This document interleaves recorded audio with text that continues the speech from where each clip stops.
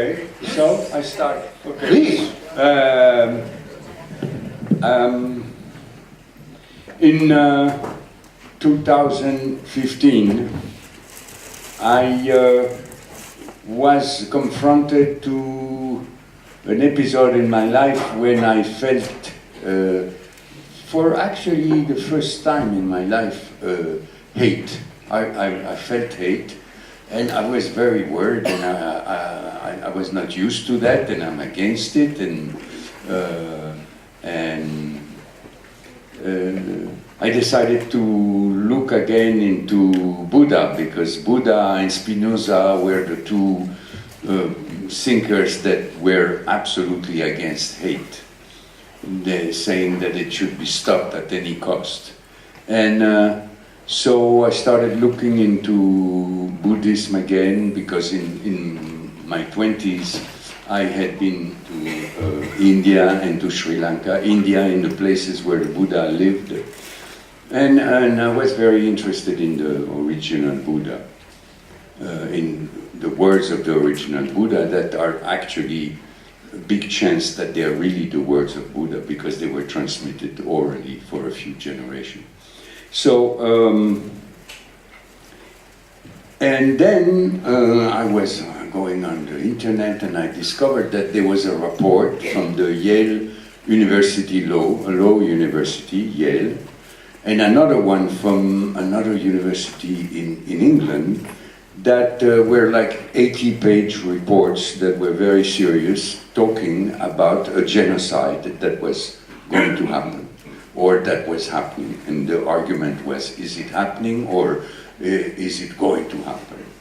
And I started looking, and I saw that the Buddhism was involved in this planned genocide of a people of Muslim faith, the Rohingyas, which are a little different than the Burmese people. They have a darker skin, and they were the target of pogroms and stuff like that. So when I saw that all that was originated by Buddhist monks, I could not believe it, and I said, I want to know about it. Then I discovered, doing some research, that there was a Buddhist monk that was especially dangerous, and then I decided, okay, I'm going to do another, I'm going to be the last chapter of this trilogy of evil that I started with the Amin Dada and with the terrorism of Carlos and Jacques Vergès, the lawyer. So, of course, it was still a dictatorship of the generals, and Aung San Suu Kyi had just been elected, but still it was quite dangerous to walk around saying you're a journalist and you have a camera and you're doing something. So I went there with two young ladies that looked like they were under 30, and one of them was working with me for many years, and she was very good at handling the camera, and I had to learn how to handle my camera because we had two, and the camera were very small, and I was in love with this camera that had just came out, the Sony A7, which could film with moonlight, so you didn't need any light, and which was like a photo camera. It didn't look like a real camera, and the image was absolutely splendid. You will see here a movie in which there is this splendor, especially at the beginning, and after that, of course, it will be mixed with footage that is shot by the victim themselves with their iPhone. When they have one, they have done some of the footage of the movie that I was able to collect.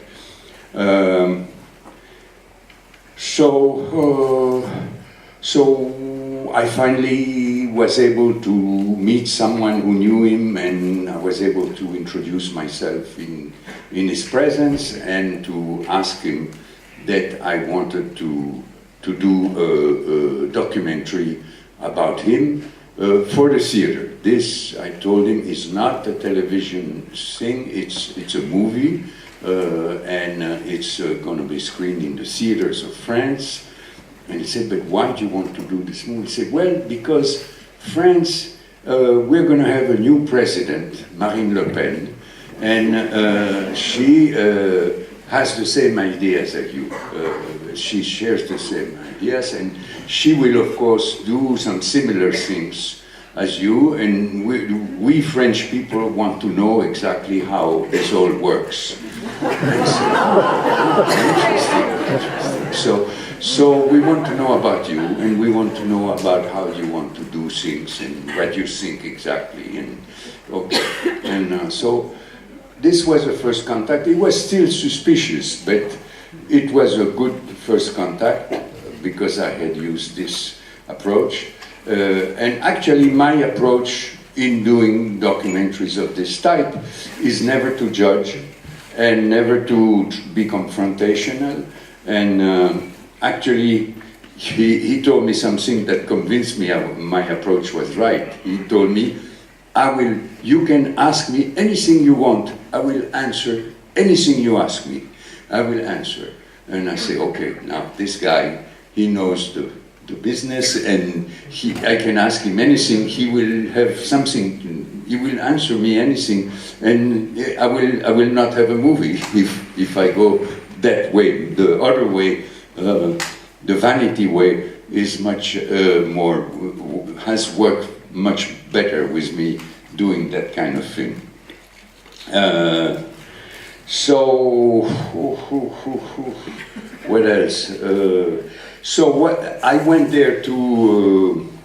So we did like 6 very long interviews, and what was great was with this camera, when the sun was going down and the light was changing, we were able to keep on filming. And we were able to come in with a little bag that no one knew it was equipment. And we had a special mic, special German mics that costed more than the camera itself. We had what was needed. And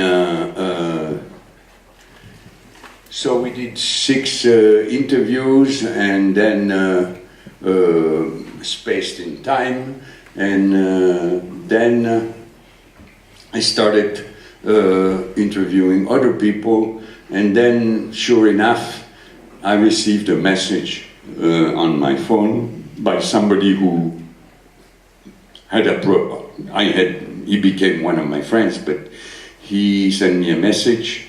I have to warn you, the military police is up to what you're doing, and they have a big pile of photos of you filming in different places, and they have spotted you. And okay, so I decided, okay, this is about time to leave.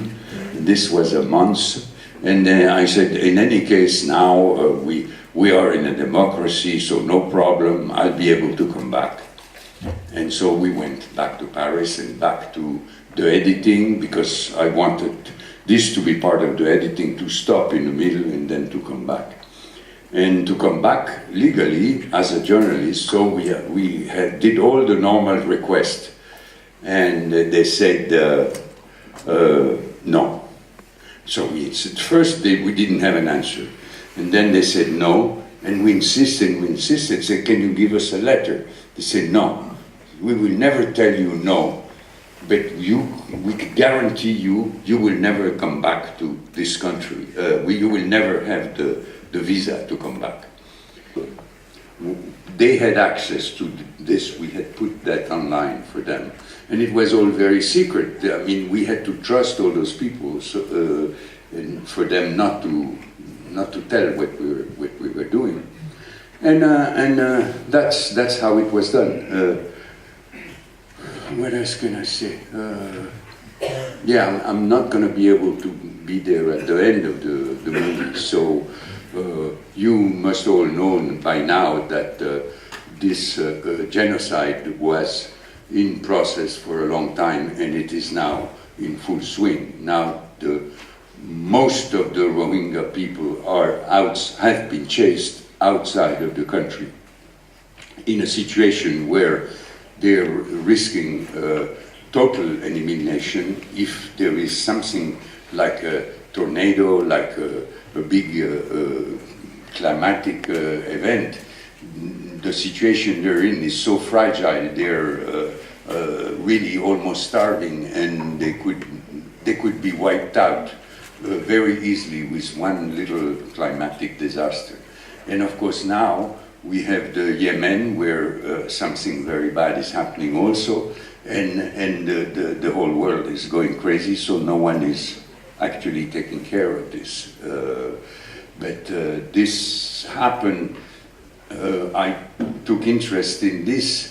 The timing was quite incredible, because by the time I showed the movie in Cannes in June, there was already something beginning, but then by August, after Cannes, then there was the 700,000 people that were chased with horrible stories that came out, and everybody realized what was the problem of the Rohingya by then.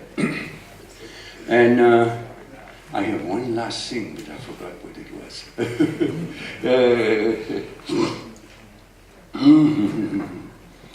One last thing. Oh yeah, I went there to try to find out about Buddhism and violence and stuff like that, about the Buddhist problem. And I came back with a movie that was not talking about that, but it was talking about that, of course, but also a movie that was about what's happening in the Western world right now. Obviously, the character you're going to see is absolutely nationalist, and he's absolutely populist. Those two qualificative apply 100% to him. And the fact that the internet became very popular with the democratization when she got elected. Just by the time I got there, the internet became wide. Everybody, like, people are more in YouTube, in Facebook in Burma. This is like 90% of the people are on Facebook, and they're using Facebook for the news, for everything. And this is a phenomenon that was over 3 years, suddenly everything became like this. And of course, you will see that until now, the character of the movie was not completely stopped from doing the propaganda on this YouTube, and that one can say that what has happened is also partly caused by the new internet and the Facebook and all that. So that's it. It's a very depressing movie, and we try to examine every single angle without being too polemical, but it is painful.